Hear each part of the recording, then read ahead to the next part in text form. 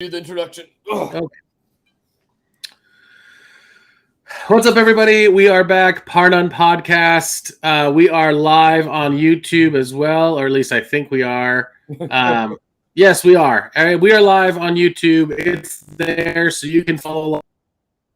Like, we didn't really send it out because we're just kind of trying this out this time around. So we didn't send out a warning or a countdown. So if you just happen to find us, we can still interact with you or anything like that. But we've made 10 episodes. We've been doing this for 10 weeks. You would have told me that we would have gotten to 10 episodes a year ago. I would have probably laughed at your face. We're still 10 more episodes than the term you may have heard of. Oh, wait, probably not because they don't have any episodes out. So, on pace to beat them for the year as far as episode count goes. But it's a big deal for us. I know a lot of people, that's nothing, but for us, just what we're trying about it, double digits. It's like you said, it's kind of an anniversary for us a little bit. So it just feels good to kind of get, I don't know why, just because maybe it turns from a single digit to double digits. We'll never have to be in the season. And so, at least we got to 10, if nothing else, which I feel before we get to triple digits, but it's an accomplishment, I feel like, and I'm pretty excited about it. For sure, yeah. And make sure everybody, we've said it, we're going to say it at the beginning of every single episode. If you're watching this right now, please subscribe, like, share, comment. We're on every platform, Apple or iTunes. Why did I say Apple? iTunes, Amazon, Spotify. Yeah. Please like, please share, leave comments, leave reviews. It's the only way that we can really grow and get noticed outside of our, family members that we force to watch this because we need their support. So true. So yeah, all right, cool. We're done with the intros then, right? All right, awesome. Yeah, Masters. Yeah, that's just what a Masters. Scary if you're Team PGA Tour. It was phenomenal. There's so much to unpack here. It is it's all good and all bad. Well, one thing I do have to make note of right out the gate is another win for Paradigm. Paradigm dominated Augusta, Rose Zhang and Jon Rahm. Undisputed champion in golf right now. The numbers are insane across the LPGA Tour, the Korn Ferry Tour, the DP World Tour. It is, and this is beyond brand bias because everyone knows, I'm Mr. Callaway. I love Callaway, and I do. This is unheard of. I can't remember the last time a driver or a new line of clubs dominated so much on the PGA Tour or any tour for that matter. And not only that, I don't know, Ryan, if you got any feedback from your leads that have bought the Paradigm driver or Woods or the irons, it has been off the charts good. Not a single complaint about them. They are just too good. So if you're not already playing Paradigm, we both work at Curator. We're both online fitters. Hit us up. We will fit you for one. It is worth it. I don't agree with that drivers should be $600 plus right now. But if there's any driver that's ever been worth it, it is the Paradigm driver. It is just beyond good. I even went with the standard head myself. I have 118 swing speed.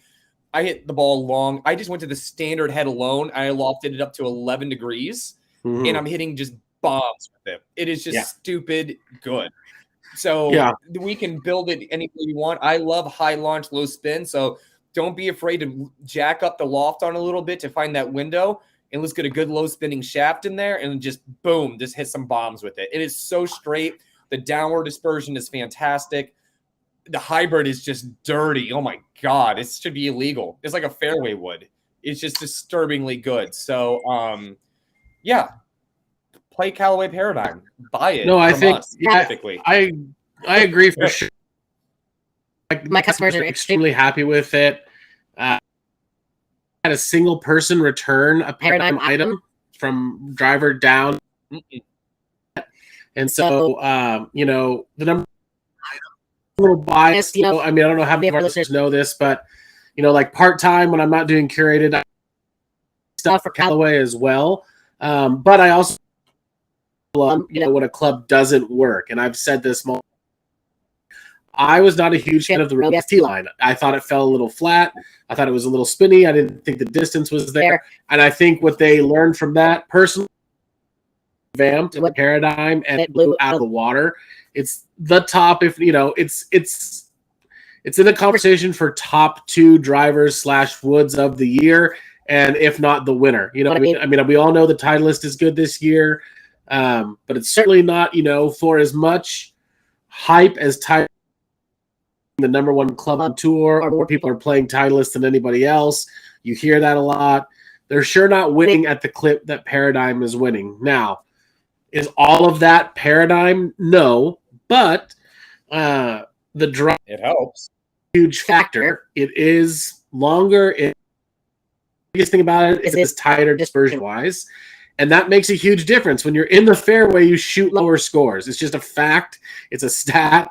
Like, look it up. I know there's going to be some person who's like, well, that's not true. I make a lot of birdies out of the rough, and you can, for sure, but statistically speaking, you're going to be a better golfer. And so that's what Paradigm does. So, yeah, I mean, it's just a great club. In the fairway wood and the hybrid, if say the drivers having an off day are just as long or longer than any other fairway wood and tighter than any other fairway wood or hybrid on the market right now. Right. I mean, because I was playing golf about a week ago and it was really windy and there's some holes out there where you really don't want to hit driver. I pulled out that hybrid and I roped that thing almost 280. I mean, it was stupid. There was a couple of shots I hit with it. I'm like, I don't even know why I'm hitting driver. Like, it doesn't make sense. Unless you're playing a course that's like 7,200 yards, there's really no need to pull it out of the bag. Like, it's scary good. If you're leaving strokes out on the golf course with your brand bias. If you're like, oh, I don't like Callaway. Oh, well, fine. Then you lose money to your buddies that have Paradigm, and you can sleep with that at night. So, right. Yeah, no, I totally agree. And, I mean, again, we were on this tangent. And, I mean, like, yeah, it's the best. I've never played all Callaway. I did play the original Rogue 3-wood hybrid when they first came out. I thought that was a great line. Again, I'm not afraid to switch things up in the bag if it's not working for me. Are there other models that be able to hit longer if you're a center face striker all the time? Sure. I mean, we've talked about this before, right? If you hit the stealth every time, it goes pretty far.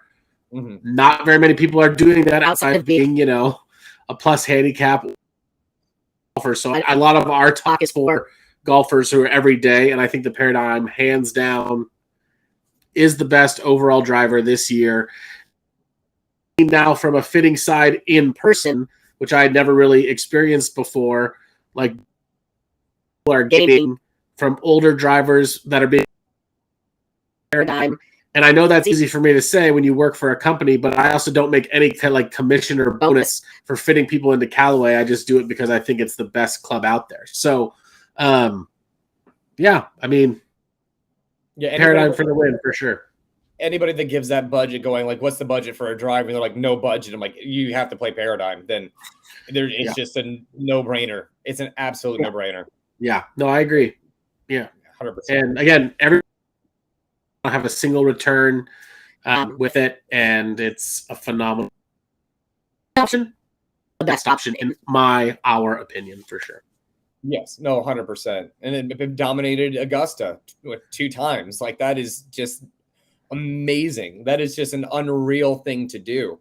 Yeah. And speaking of dominating Augusta, congratulations to Jon Rahm getting your second major, the second leg of the Grand Slam on Seve's birthday, on like the 40th anniversary of like one of his wins. What is it about Spaniards that like do? That's when Sergio did it too. It's just a wild thing, man. Like it almost makes you think there has to be some omnipresent force up there, which, by the way, I did find this out now, that Spain is on their way to have the second most majors or something like that, or something, or green jackets or something like that.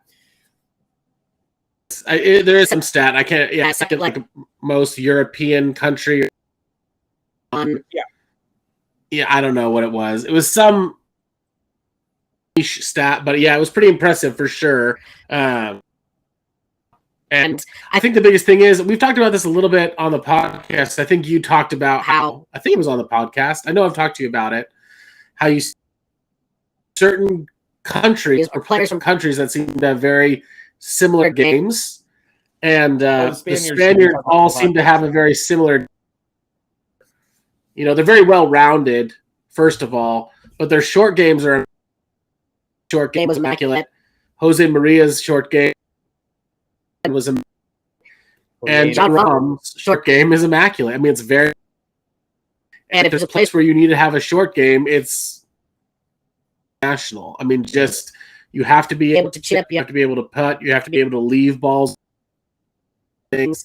You have to be able to read a green like a mother there. And so, I mean, I don't think it's a surprise to me that they continue to get the job done there just because their game seems to shape those kinds of courses where, yeah, you don't have to be a bomber to win there, but you do have to know what you're doing, from 150, 130, 100 yards in and then around a green.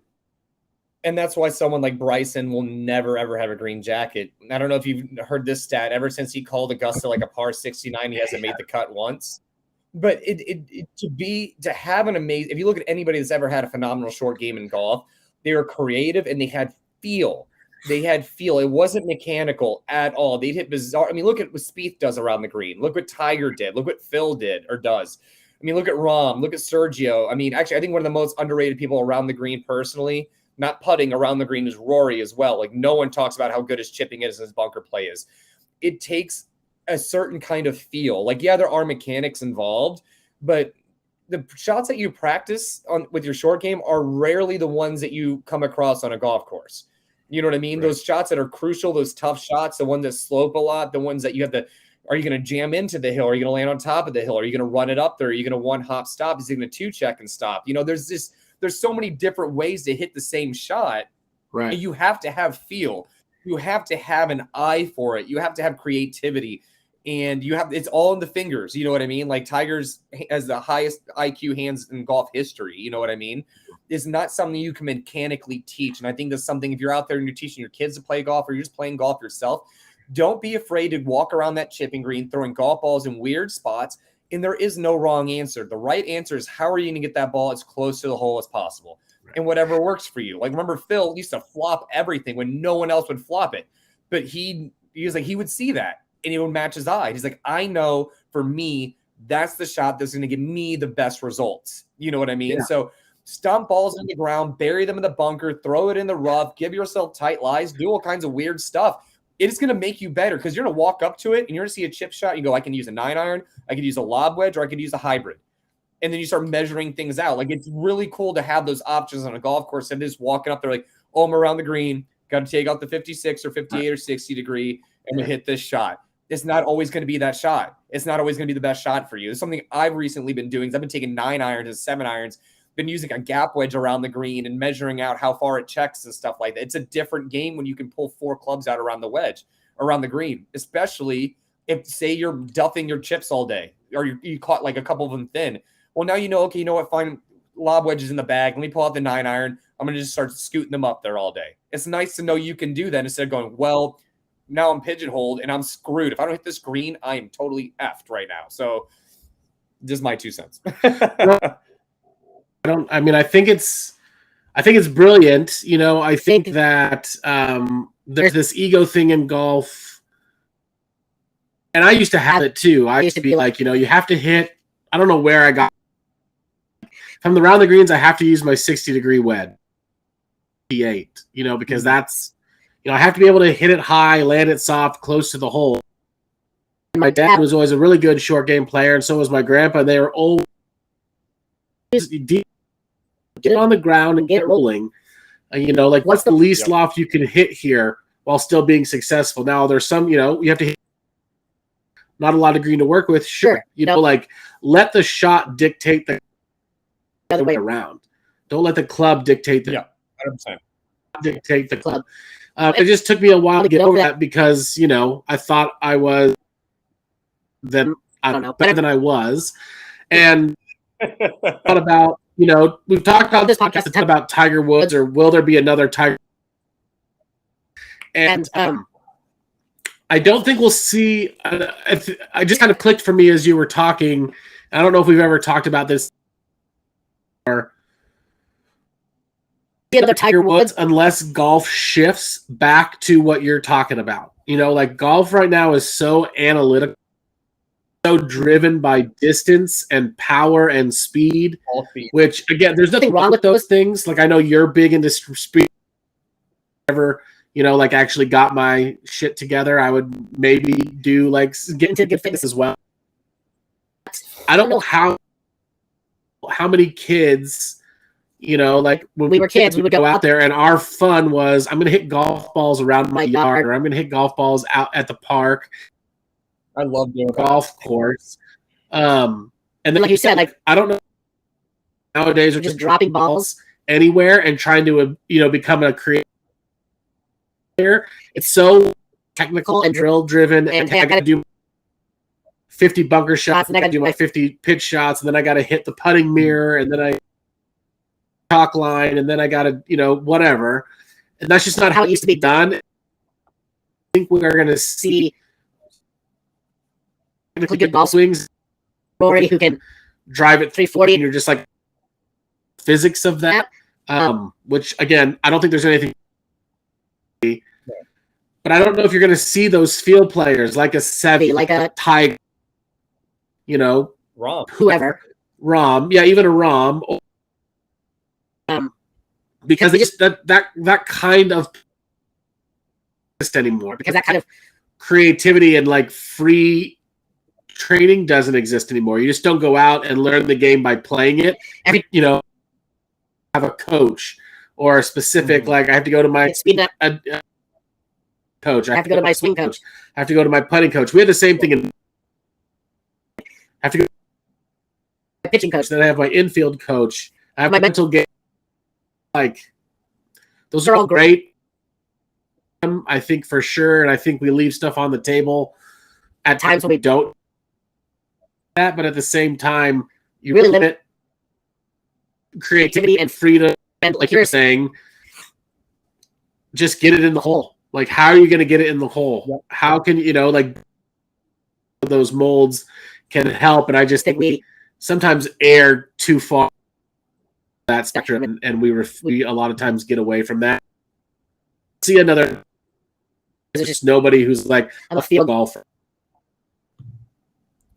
Yeah, no. And that's actually the one thing that I learned as a kid was, you know, I didn't have rangefinders when I practiced. I walked everything off. Yeah.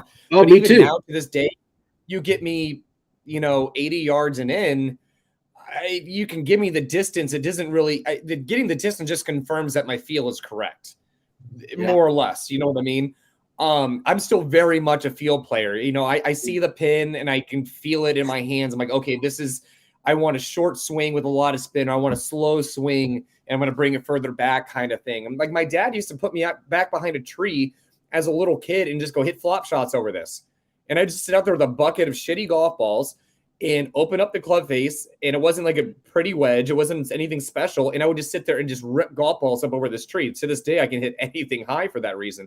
But it's like when Rahm was doing that, like that flop shot with the 4-iron, like, no, you don't need to be able to do that, but you don't understand what that's training your hands and training your mind and training your body to do is teaching you to be more creative, to feel more things, and to be able to analyze things a little bit better. And it opens up the golf course so much more when you have that in there. And going back to the speed training, so yes, I do speed training, not out of necessity because I have plenty of it, but it's just one of those things that I am not as young as I used to be. I'm not old by any means, but you know, when you see people like Padraig Harrington having a club head speed of 120 and Mickelson hitting bombs still and everything like that, it makes you think like, you know, if I want to play golf for a very, very long time, speed training is necessary. So that way I don't lose my speed.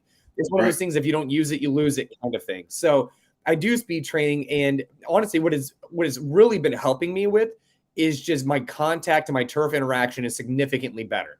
I know I have more in the tank, opposed to going like, man, I really need to juice this 8-iron. I'm like, no, my 8-iron is going to go plenty far, but now I can juice it. So my 7-iron, I can hit it. You know, stock 7-iron for me is probably about 188 roughly, 185, 188. But I know I can juice the 7-iron 210 up 220 if I need to. And that I'll use that maybe once a round, but it's nice to have that in the tank. You know what I mean? It's nice to know that you can swing up and down on clubs. It just opens up the course. And that's the thing is like with golfers like Rahm and Tiger and everyone like that, Tiger said it best when they asked him, what shot do you see here? He goes, I see like 30. It's nice when you can look at a golf shot and you can see all of your options going instead of like letting the club dictate the shot. And they're like, oh, I have to hit a 7-iron because that's the distance. Like, well, not necessarily. You know what I mean? You could hit a low cutting 5-iron. You could load up on an 8-iron. You know, there's that video of Tiger hitting a pitching wedge out of the rough like 180. You know what I mean? And there's a reason, but it just opens up the course. It makes you're not looking at the fairway going, man, I got to hit this fairway or I'm going to take a bogey. You're going, well, I'm going to hit the best shot that I can hit. And I know that I have an arsenal of shots that I can pull from if I need them, instead of just basically putting yourself in the corner after one bad shot. Right. Yeah. No, valid point. Absolutely. Tangent we weren't expecting to go on, but I really like that we did. Yes. No, 100%. But yes, back to the Masters. Yes, back to the Masters. And I think a big reason why Rahm is destined to win there, though, is his creativity in a short game, though. I mean, not that I don't feel like he maybe needed it as much because he was definitely on this week. Hold on a second. I'm letting everyone know we're live tonight. Sorry. Okay, done. But he was definitely on tonight. So one of the things I found really interesting is like, yes, Koepka was in the hunt, and I got some shit to say about that. But Rahm won the tournament after 4-putting the first hole, and playing in miserable weather conditions after Koepka had already gotten through for the day. So Koepka played 2 days in good weather. Yeah, Rahm did not. You know what I mean? So that says a lot. And also, I just got to get it out there. I don't think, Koepka 3 years ago, I don't think he would have given up a 54-hole lead to save his life. He wouldn't have done it. Liv ruined him. I'm not saying it's a permanent thing. I'm not saying it's an indefinite thing. But him kind of saying that, if I was healthy, it would have made my decision tougher. Then he comes back this week and he competes in a major. If there's anybody that has buyer's remorse, it is definitely him. Yeah. And, I'm not going to lie. I'm not a big Koepka fan because I think he is a bit of a doucher. But I will say this. He's not afraid to say what's on his mind. And he's very blunt and honest, which I respect it. I don't always like what he has to say, but at least I feel like he means what he says. You know what I mean? There's no bullshit with him. Yeah. Then having live guys, I think 3 live guys in the top 5, Phil putting on a hell of a show.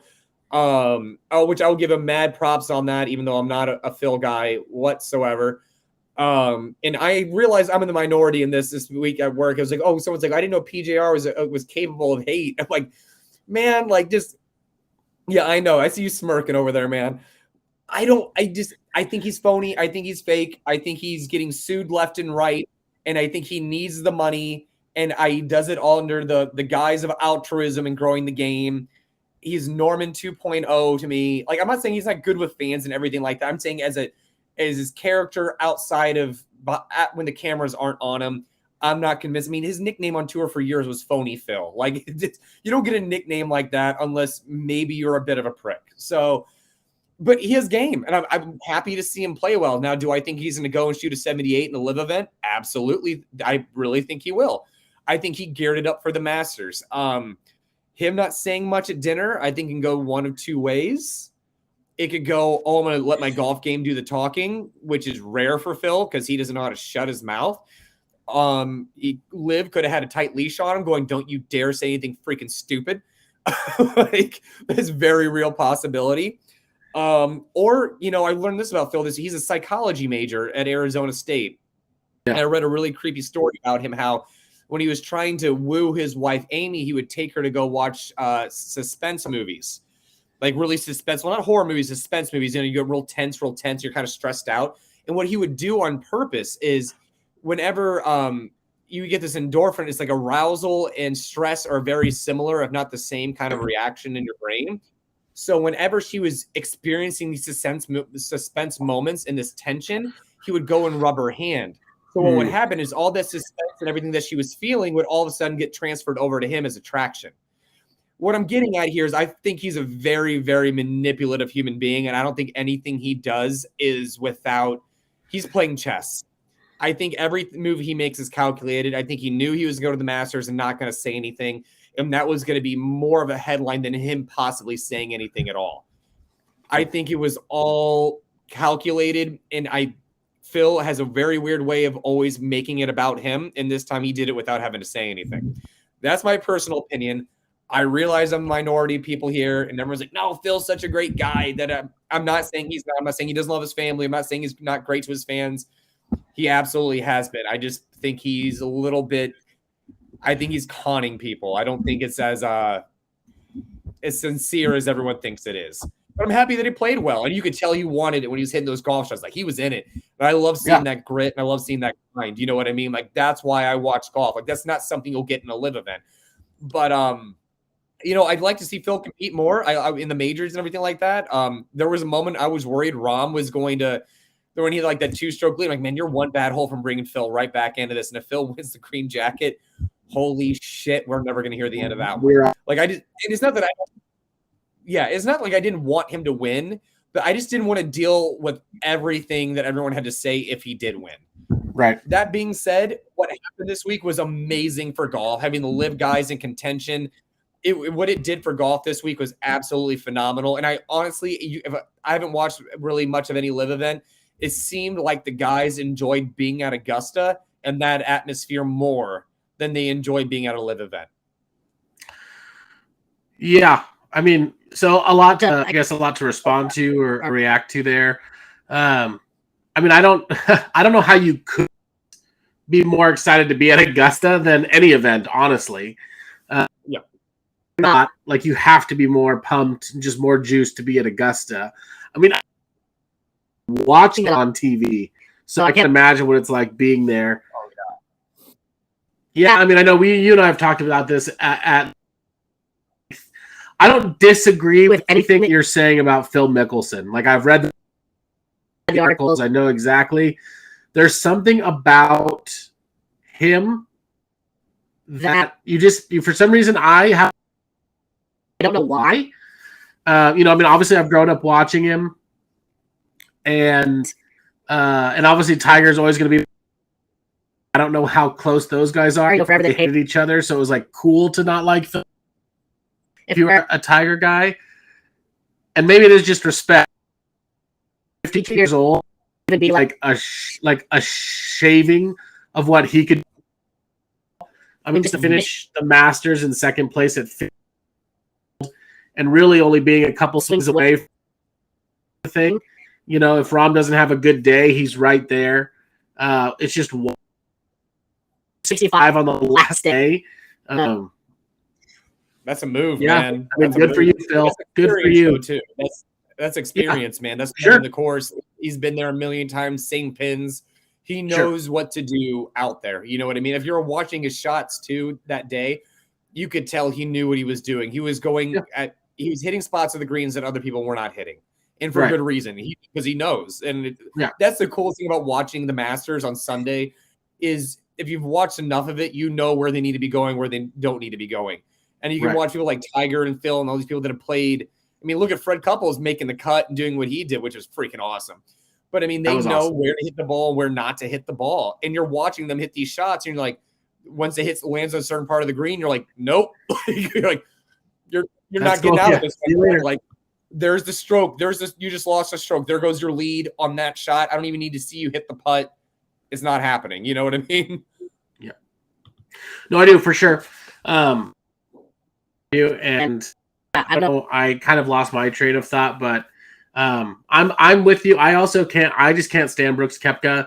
His whole attitude of it's just he's phony to me in so many ways. You know, like if this whole attitude of I don't really like golf. You know, like I'd rather watch any other sport. I'm just here because, you know, I'm good at it, but I don't really like golf. It's like, well, bullshit, because when you first started, you like moved over to like, you know, overseas to play on this, like, you know, on the A wanted to make it. And so it's just like, don't like you love golf, and then you act too cool for golf at the same time. And I can't stand that kind of like, I'm so gifted that I'm just going to be like, too cool for the thing that I do, and just like I'd rather do something else, but I'm just good to be here. It's like no. I can't take. You heard what he said about wanting to shorten up golf events too, and he's like, "Oh, like holes like 8 through 13, I just black out. It's like boring. It's just repetitive at that point." He's like, "If it was up to me, golf would be like 14 holes." I'm just like, "Shut the hell up!" Like just stuff like that. It's like clearly that's not how you really believe it, because then you like bust your tail to be ready for the Masters, or you move overseas at this. It's not just like just be. Brooks could be a cool guy or a likable guy if he would just actually be who he really is, but he puts on this in front of people, just like almost like an insecure kid you knew in high school. I was that kid for sure, who was just like, I didn't think anybody liked who I was, so I lied or said things that weren't true. That's exactly what I see him doing. Like, you're just saying things that are not actually a representation of who you are. You know, I mean, like, you can see it on the documentary. Like, look at him versus Scotty Scheffler. Just like, house, all the bling, all of like the unnecessary that goes into like his part of it. And some of that can be editing and Netflix decisions and all of that. Might not all be on Brooks, but like dichotomy of him versus Scotty Scheffler, and just Scotty just like, you know, is this the exact opposite? And I'm not saying everybody should be a robot and Brooks should be like Scotty or anything like that, but there just seems like to be a there's more intentionality and vulnerability and authenticity with Scotty than there is with Brooks, and that's what drives me crazy. However, having said all that, the drama of having Brooks at the top for so long was so good. You just didn't know what was going to happen. And you're like, is this guy really going to win this tournament, after basically kind of calling his shot on Full Swing and saying, like, I know who's going to win it this year. And then he was going to win it. And, well, you saw, I mean, it would have been. Did you see the whole like meme of Rahm saying like, oh, Koepka says he doesn't remember who won last year's Masters, but he'll remember who won this year? Yeah. Like, you're not going to forget that one, homie. But Koepka, you know, I will say this, like, as much as he's a douchebag, like, he carried himself well, the way he congratulated Rahm. You know, there was there seemed to be a little bit more life there to him than in the past. And I think it was partially the high of competing in a major again and competing with high-level golfers. And he even came out before the event. He was like, I'm looking forward to teaming it up against Rory and Scotty and all these guys. Like, so I think there is an element of what the hell? There's an element of he misses. You can't, you know, someone like Koepka who thrives on playing in majors and playing against the best in the world. Because I'm sorry, the live guys aren't the best in the world. It is not the most competitive league out there. They can say that to their blue in the face. It's bullshit. Right. We all know it. When you have Charles Schwartzel winning $4 million, it is not as competitive as it is on the PGA Tour. Nothing against Charles Schwartzel, but you have like a handful, like not even a handful of golfers over there that are decent, but that's not the point. But he seemed to have a little bit of life in him. Like, man, you could tell he freaking missed it. You know what I mean? Like, you could tell that he missed it. Yeah. So I'm interested to see what's going to happen going forward, because I think, are they taking there's something with where the world golf rankings with majors and everything is going to be changing as well. It sounds like they're trying to drown these live guys out of the majors. Yeah. But I don't know. I think you're right. I don't know. I mean, back and forth. I've talked about this before. I mean, you know, like, you can be very swayed very easily to be like, and then I read another thing and I'm like, you know, I can't remember who said it, but I don't remember but you know, a lot of people were just like, we're other. One of the players like, we're actually excited to see each other. Not a big deal to us. It's really just the media. They're the only ones who care, or maybe we're all excited. There's no real like bad blood. It's anybody else. And so I don't know. Yeah, I mean, it seemed so much less hostile than we all kind of like made it out to be or anticipated it to be. And Same thing with the Champions Dinner, like podcast, and like there was like debates going on of like, off, is somebody going to shove somebody? And it was just like, none of that happened. No. I think the only people that lived that really left a bad taste was someone like Sergio, like, because apparently Sergio is he runs hot. He kind of lashed out at Roars a little bit, and then obviously Norman, and also let me just bitch about Norman for a moment here. Okay. Him going, "Oh, I didn't get invited to the Masters again." Da da da da da da. I'm like, bro, they invited you every year, but you only showed up like twice, and now you're throwing a bitch fit because you didn't get invited. Right? Like, seriously. And the reason why they didn't invite you is very, very clear. You are walking contention. You are just walking drama and stress. You will be there. You will not be representing the PGA Tour. You will not be friendly. You will get your jabs in, and you will sound hostile the entire time because that's how you sound in every single tweet, every single message, every single interview. It sounds like a threat from that dude. So why would you invite him? So he can suck it. Get out of here, man. But I think someone like Sergio, who says some really rude shit to Rory, apparently, I think maybe there's some bridges that were burned there. You know what I mean? Who started what? I don't know. If you put Rory and Sergio in a room together, I have a feeling Rory would carry himself better than Sergio, though. So just my take on it. Sergio gets mad at a footprint in a bunker or the rough being too thick. He's just a crybaby, which Liv is kind of the crybaby tour. I mean, you have Patrick Reed, crybaby, DeChambeau, crybaby. Phil Mickelson's a bit of a crybaby. Norman, crybaby. Like, it's just all the people that whine and cried, and they're basically the kids that whine and cried and didn't get what they wanted. So they're like, we're going to go do our own thing. Like, please go for it. Like, get out of here. Like, yeah. No, I mean, that you're not wrong. You're not wrong for sure. What do you think? I'm going to change gears a little bit. So going into the Masters, it was basically the talk of the big three: Scotty, Rory, Rahm. Big three. Mm-hmm. Now, obviously, with Rory's like massive disappointment, the cut by several strokes, or even in it was never in the conversation from the get-go.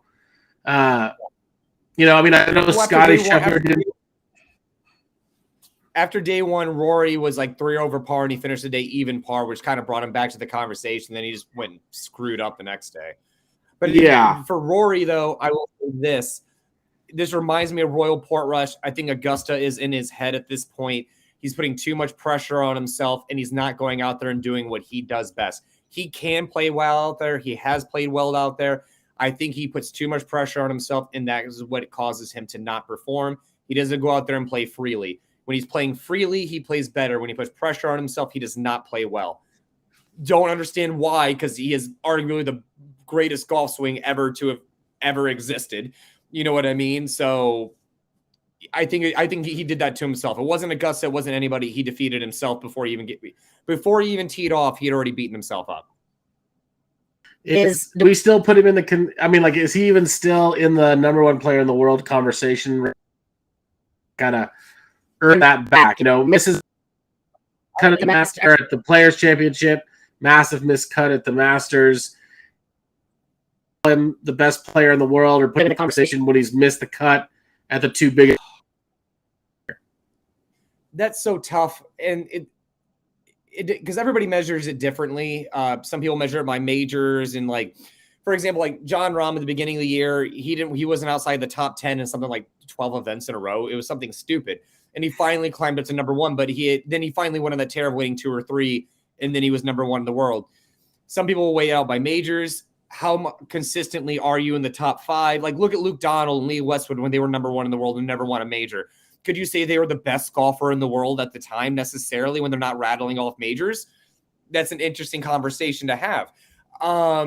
So right now, and I say this as a Rory fan, until he can go out there and rattle off another major, not a tour championship, a major, it's getting harder and harder for me to defend him. It really is. Yeah. Because you have guys like Scheffler, or even the Players. If you go out and win I think the Players is as hard as any major. The Players is almost like Augusta to me. You have to know the course. You need to know the spots. If the wind's blowing, oh my God, it is just a miserable time out there.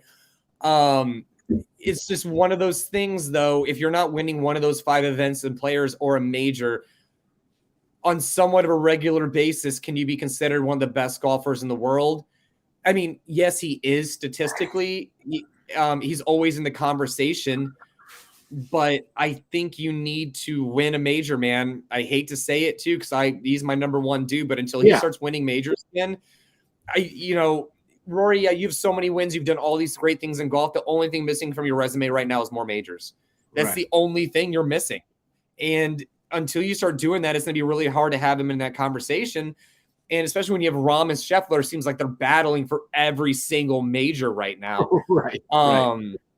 So, and Rory's not sniffing it. He might, if it's like a elevated event or designated event, maybe he's in the conversation, which arguably are going against the best golfers in the world again, and he is beating them. But there's something about being in a major, and that's what defines your career, that he is lacking. Will he be a World Golf Hall of Famer? Absolutely. Has he changed the game? Yes, absolutely. But right now, dude needs to win majors. Until you start going out there or, go on a winning streak of like 3 or 4 tournaments, he needs to do something that separates him from everyone else, and he's not doing that. And I think that's the key. I just came up with it. He's not doing anything to separate himself from anyone else.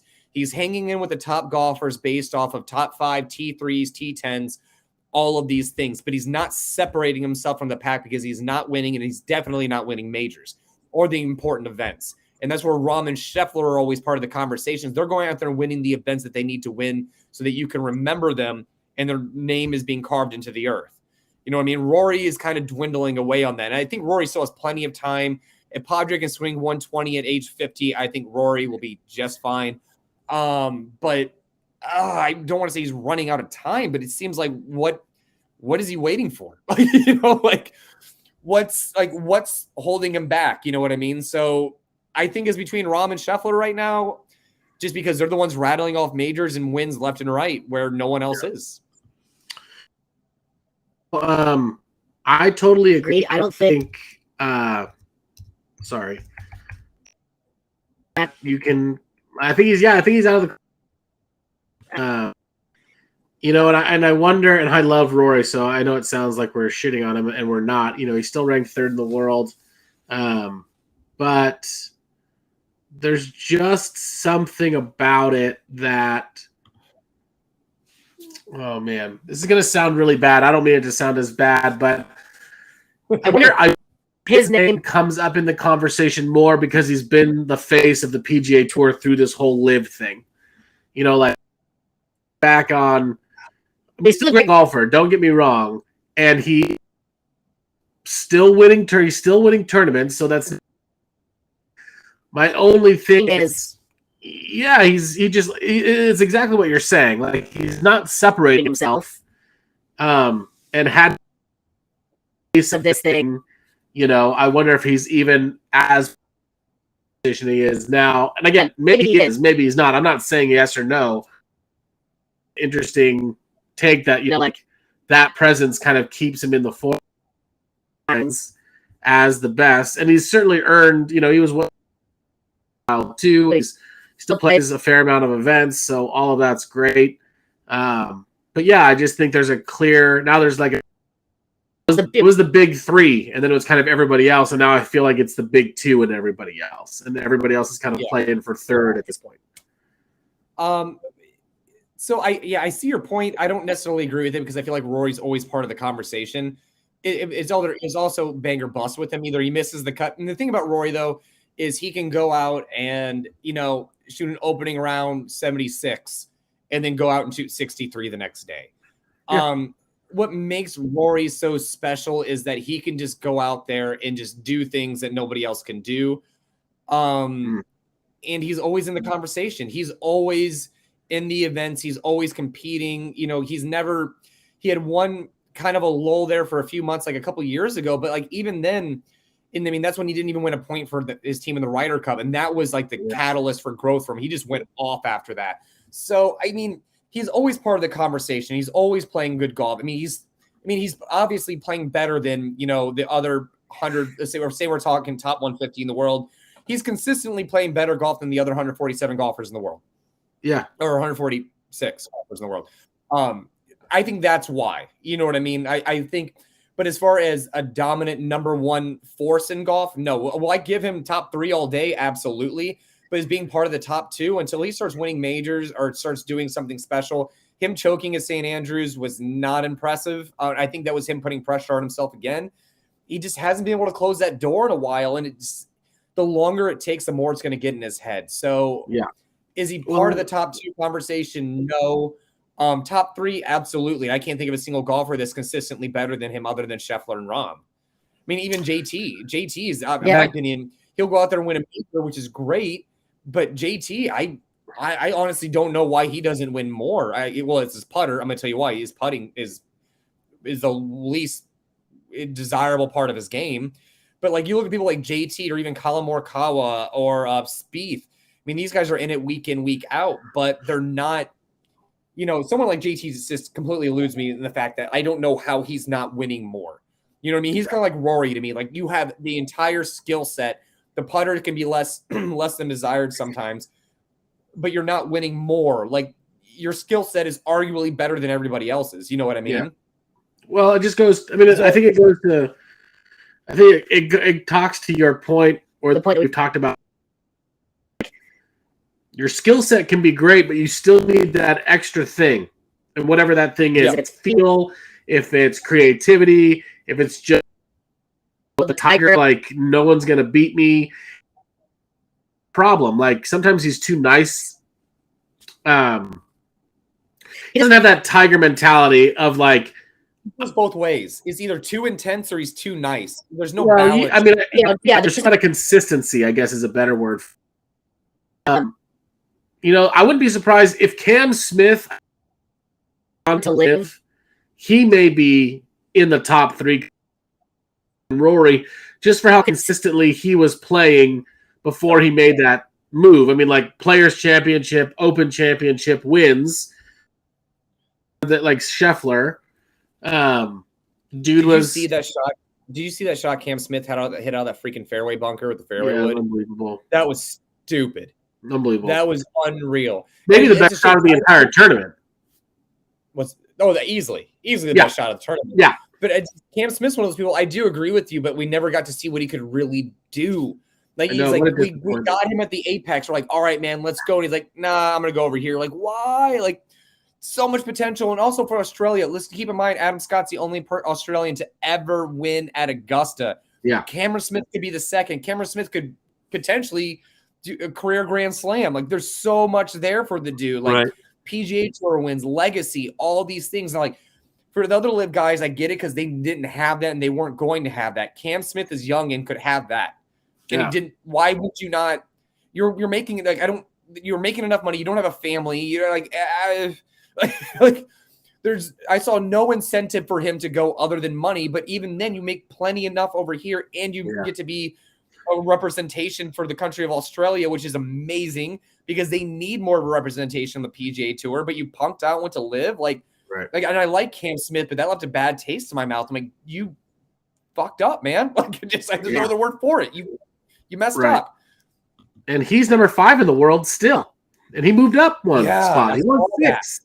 Now he's 5. So, I mean, he's the only live guy who's really kind of hanging around. And from a consistency standpoint, I think he could be in the conversation because he was 3rd before he left.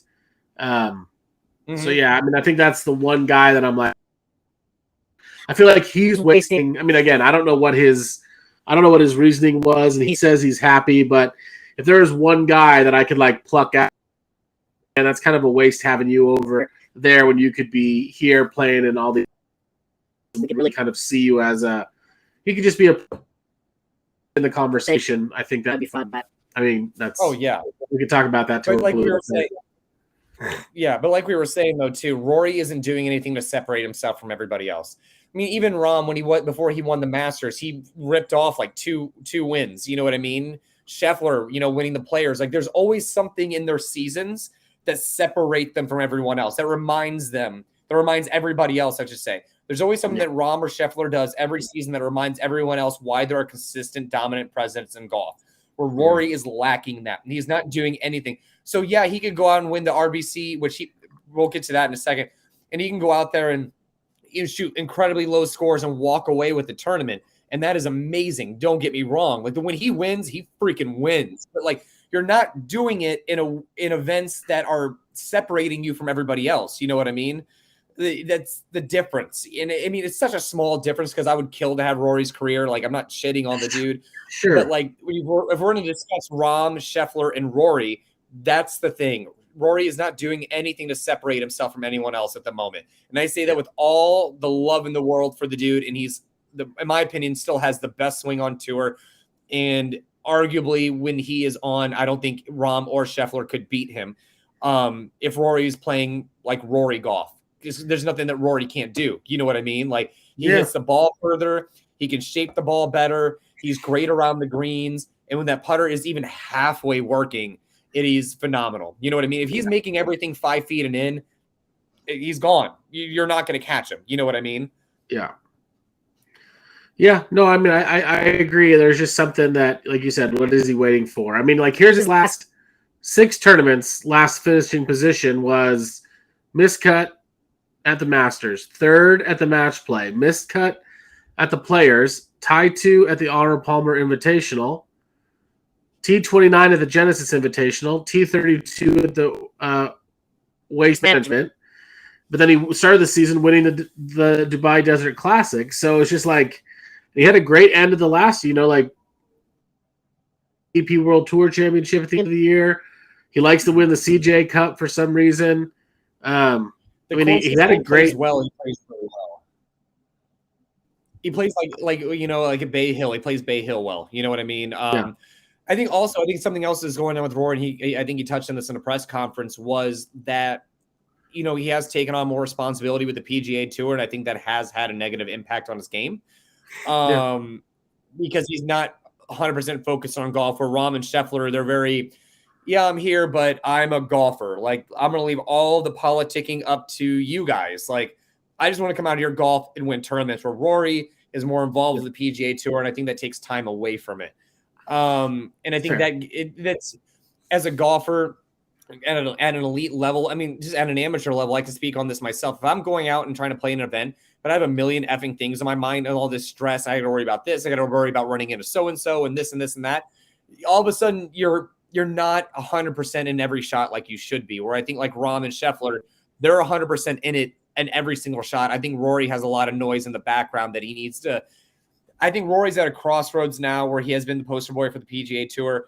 I think he needs to take a step back from it and just focus on being a golfer again. I think he needs to focus on going out and winning again, and that being the only priority for him. And I think if he did that, then we would see better results from him.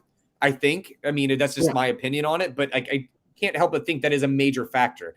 But him backing out of this tournament this week, and I'm sorry, again, saying it as a Rory fan, was a punk move. That was terrible. And Rahm even said it because they even asked him, like, why are you playing in this event? He's like, 1, I committed to it. And 2, it's for the fans. I'm pretty sure the fans want to see the Masters champion there, which is kind of a humble brag, which I respect the hell out of. But Rory not showing up for that, I'm like, dude, no, you missed the cut. You said this earlier tonight. You missed the cut. You had more days to rest. And apparently him and JT went out and played golf on Sunday, and he shot like a 64. So, like, what the hell, dude? Like, get back on the horse, get out there and show why you should be part of this conversation. Don't back out and take a couple weeks off. Go out there and beat Rahm. Go out there and beat Rahm at the RBC. Then all of a sudden we're like, well, Rahm just won the Masters and Scheffler is doing this. Rory missed the cut, but he came back firing, like came back punching again. Like, why would you not do that? At least my mentality is like, I need to beat them. Like, you couldn't get me out there fast enough to try to prove why I should be part of that conversation. Right. No, I think it's a misstep. Yeah, and it's a great segue into the RBC Heritage. I think it's a misstep for him to take it off. It's a designated event, and that was the whole promise, right? We were given the events is that guys are going to be there. We had to see the best in the world tee it up at these events, and I guess I'm a little confused. The impression that you had to be that they had events. I didn't know they had the choice to withdraw. So I guess I need to do some more research on how that works. JT didn't play the match play, and I don't think he's played. JT's playing this week. He is? I'm pretty sure, isn't he? I thought so. Oh, yeah. Yes. Yeah. So, I think they might have like a 1-out kind of thing, like I'm not going to play in this kind of event. Also, I think I wouldn't be surprised Rory maybe gets a little bit of special treatment. He is Rory McIlroy kind of thing. Yeah, but I'm just saying, like, if you have a designated event and the whole point is for the top players in the events, then play in them and take another week off. Like JT exactly. Being like, well, I don't really like an Austin Country Club. Well, tough shit. Like, you're a professional golfer. Golf tournament, so you need to play in the golf tournament because it's a designated. Yeah, I don't care if you don't like you're supposed to. Since when do we get to make that excuse? Is I can't do that at my job. Do you know what I mean? No. Like, we don't get to do. Like, well, I don't really like this shift. Like, well, too fucking bad. Like, this is the shift that you have to work. Yeah, you're on it. Pardon my language. That worked up, but I just cannot stand. That's one of my. It's a pet peeve of mine. It was a pet peeve of mine. Guy, you'd watch baseball, and these guys are on the disabled list for my hamstring hurts too. Like, you just got to play. It's one thing if you're like, I have to go in and have actual injury where I cannot move. I get them down. This is a scheduled day of rest. Like, you get paid millions of dollars to play a sport. There is no scheduled rest. Like, go out and that guy can't stand it.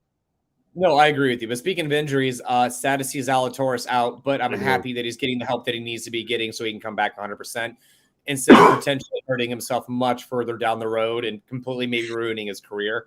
So wish him the best. He already had surgery, and apparently he's already started to see improvement that he didn't even see when he was trying to improve earlier in the year. So that's awesome. Yeah. I want Zalatoris to be part of the conversation so bad because I love the kid. So that's unfortunate. One more thing before we go into our RBC Heritage picks here. What do you think about Cantlay's slow play? I've always thought he was a slow as shit golfer. He's painful for me to watch. I'm going to be honest with you. I get it, $1 million on the line. I understand why they do these things, but dude is slow. Yeah. Again, this is another thing. I think you and I have talked about this before too. Is just I grew up playing golf. There's nothing about not being ready to that should make you a worse golfer. There's nothing about going fast that should make you a golfer. You don't have to go quick to play fast, is what I was always taught.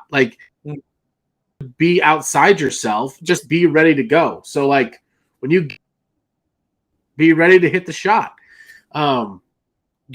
Crazy about Cantlay's slow play is that everybody else seems to be able to get through the course.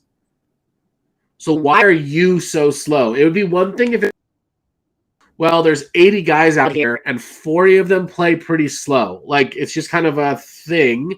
Yeah. But that's not the case. It's one dude or two. It's slow play.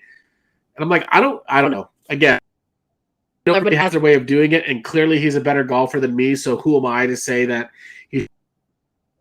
But it seems clear to me it's why Hovland had such an get into a rhythm. Cantlay plays so slow. Yeah, that could really happen. I don't know. That. You're not wrong. I didn't even consider that, but that's a good point. I just think that you got to be able to play faster. You got to be able to play faster. Well, for me, that kind of falls on the caddy. The caddy's up there. Caddy, get your ass up there. Get to the ball. Get the distance. Get the win. Get the lie for me. When I walk up to that golf ball, I want to be able to go kind of like what Koepka does. What is the yardage that I'm playing here? Let's have a short conversation. Make sure we agree on it, and then because I want you to recap. Okay. Flat distance is 180 into the wind, probably playing about 183, 184. Playing slightly downhill takes it down to 181. You're going against the grain, so let's add another yard or two to it. So I got a total yardage of 183 yards. You don't want to miss here. This is the shot shape. Boom, go. It's not. I mean, and obviously, like you said, these guys are better than us, so maybe there's more to it than we're missing. But I feel like there's plenty of golfers that have accomplished more than Cantlay that have played much faster. Therefore, that means it's possible to play great golf at a faster speed. So you need to figure it out. Yeah, you got to figure it out. I don't know if it's him. I don't know if it's Caddy. I don't know if it's both. Yeah, you have to figure it out. You need to shave time. It's like an episode of Seinfeld when Kramer was taking like 2-hour showers and he couldn't figure out how to shave time off in the shower. Okay, maybe that's just me. Okay, well, I've seen the episode. Anyways. Hilarious episode. But like back to the honest, just like the answer to that, and this is what I hate about the slow play conversation comes up on the PGA Tour and like guys get put on the clock, but nobody ever gets penalized. Mm-hmm. Set an example. Penalized. Yep. I guarantee he hustles his ass next time. Yeah. Like penalize. That's not what you wanted to say. Actually, I was watching collegiate golf today, and a kid got penalized for slow play, and the next hole he almost got a hole in one. Right, because speed shit up. Like, get going. Yep. Like I don't get that. No, I don't either. I mean, I don't know. For me, like I've fallen into playing a little slower, and that's more like me just trying to find a groove in a pre-shot routine. But I'm still faster than 90% of golfers. But also, I'm playing with guys that are shooting in like mid 80s that are just going up there and they're hitting 7-iron for like every shot. Anyways, they're not thinking about it like I am. So compared to them, I'm always going to be slower. But in tournament golf, probably not that slow. Think about it, and it's nothing just to be a slow player. Like you can be. I'm not saying you have to run up there and like one arm swing it as your. I mean, I'm a very fast player. I like to think I'm a pretty fast player, and I could probably do with a little bit more thought through before I pull the trigger. But I'm also not a bad golfer. Like I can go fire. Like I've shot under par on my 9-hole course in under 2 hours. Or, at an hour. I've gotten around in a golf cart in 60 minutes and shot fine. And it's possible. I shot a 31 in an hour. I shot a 31 in an hour and a half. That's what I'm saying. It was so exactly right. So, I mean, like, I only hit the ball 31 times. They just have to figure out a way for golf to be quicker. If you want to grow the game, convince people to be out there for 5 and 6 hours, I don't mind. I could be out there all day. I could care less. I do not mind if a round goes 5 hours because so it's not a deterrent for me. But what it's like I have to wait on every shot. I can't get into any sort of groove. That messes with me. Spending 25 minutes on a hole, and there's only like my activity is only like 2 minutes of that. That can get draining, and I think that's what gets draining for like, Rob and Brooks have to wait every time. Yep. It doesn't make any sense. Like you can play fast. You just can. You can play faster. There's no excuse 100%. To me. So anyways. No, totally agree with you. 100%. So RBC Heritage pick, who do you got? Yeah. I kind of changed my pick here at the last second, but I have 2 picks. I'm gonna give myself 2 picks. This pick so emotional, and it's really on one moment from last week when I saw. So my pick is nice. Good. And it's strictly because I got so excited for him on that chip in at 16. Like the Tiger-esque, almost even cooler, if I dare say so. I think it was cooler than Tigers. Yeah. It was just an amazing shot, and I just got fired up for him, and he which probably means he's going to miss the cut because it seems like I always the guy who's like been playing well, and they just like tank it the week that I've picked them for this. So he'll probably miss the cut by 5 strokes, but I'm going Sahith Theegala because I just think he's playing really well. So I have 2 people I really like. I already mentioned to you, I like Victor Hovland this week. I think he has unfinished business. But I started thinking about it a little bit more. I like Cameron Young. Cameron Young, he's due. I think he's ready for that first win. I feel it coming. He's been playing amazing golf. And I just love Cameron Young. I love his golf swing. I love watching him play. I love watching all these guys play, but I don't find all of them captivating. You know what I mean? I love watching him play golf. I don't know why. I don't know if it's just his swing, the way he carries himself. The dude just hits straight bombs. He can hit every shot. His putting is so much better than it was last year. I think going somewhere a little bit flatter on the greens and not as meticulous as Augusta works in his favor. I think I like his odds a lot. I like his odds more than pretty much everybody else there, to be honest with you. Fair enough. That's a great pick. I like it. So do I. I'm proud of that one. I'm proud of you. Spieth anymore. Oh, thank you. No, sick of picking those guys. I'm tired of picking top 5 guys to never win. I don't know about Dark Horse. Rom will just go off and fucking win again. Probably, yeah. I mean, it's very possible. Yeah,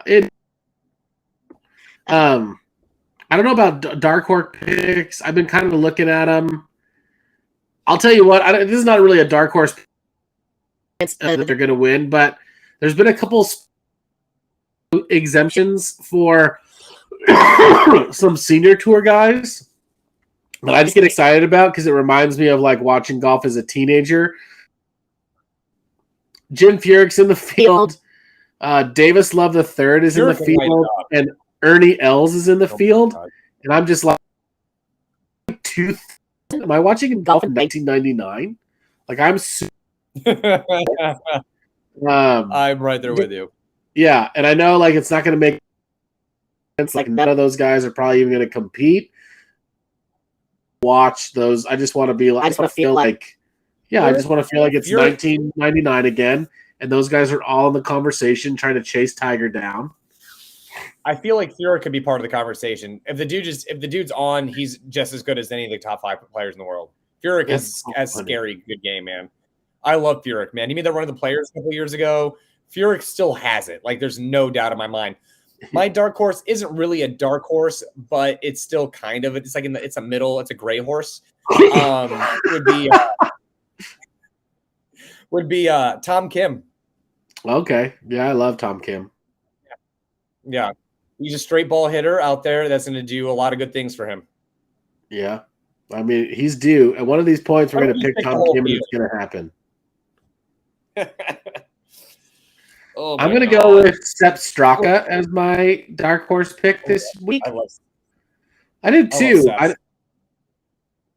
He's ranked 33rd in the world, so I don't know how much of a dark horse pick that is, but I feel like he's the kind of guy that just comes out of nowhere. And I mean, I know this now, but he just kind of like pops up at different places, and I feel like this would be a perfect and make some money and just kind of like get that tournament that he needs to kind of keep his momentum going. So I'm gonna go Sepp, dark horse pick. That's all. I like Sepp. I'll never root against that guy ever. Yeah. No. So hopefully we didn't miss anything. I'm sure we probably missed something with the Masters. Oh, we missed. Yeah, we already did. An hour. Yeah. No, I know. I was trying to think about did we miss anything either, and we talked to Mickelson, the crazy finish. Yeah. So all right. Yeah. Oh, Rose Zhang within the women's amateur. I forgot. We didn't talk about Rose Zhang, did we? I did. Oh, okay. Never mind. We did talk about it. All right. I think the only storyline we missed was the amateur guy, but we'll talk about that next week. Yeah, we can. I mean, just incredibly good, gutsy performance from that kid to keep it, in the conversations. So much swagger too. Bogey free first 18, club twirls. Kid has a sick move at the bottom. You notice? Did you watch his golf swing? He comes, brings it in. Then I was almost like Furyk, and then he just.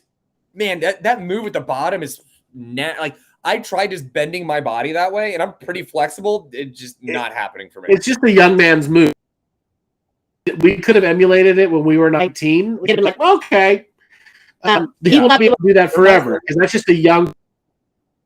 You can't do that when you're 35.